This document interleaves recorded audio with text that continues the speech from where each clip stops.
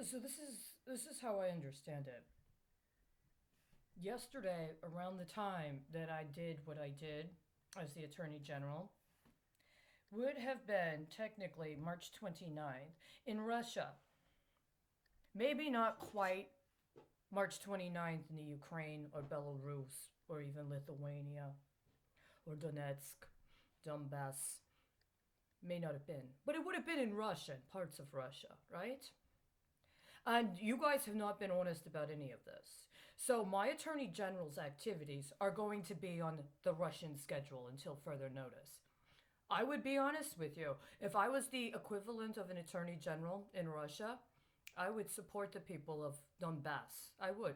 They had a right to autonomize. They went through a referendum. They had an election. They've been in resistance. I support that. I may be somebody that otherwise would have had a family connection or maybe even some sort of investment in what would have been the legitimate government of the Ukraine. But I don't really have much evidence that the government of the Ukraine is any more legitimate than the government of the United States or even the government of Texas. Relative to what Texas wants to be the Ukraine compared to Russia? You understand? So here I am in the United States, and you keep wanting me to agree, to have mercy and forgive all the dirty old men you promised me to. I'm not going to do that. I don't give a shit what your characterization was of my grandfather.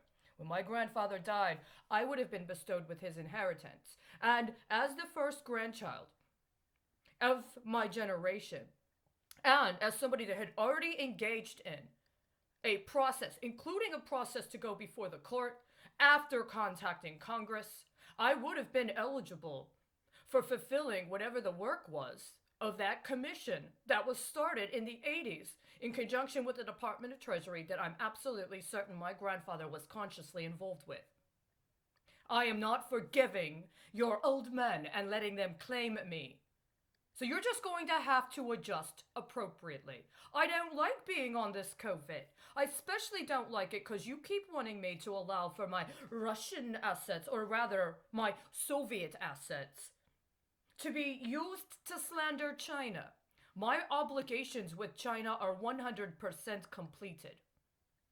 If I have any relationship with the People's Republic of China, it is through another form of alliance that I am not going to speak to you about. I would need to speak with the actual representatives involved.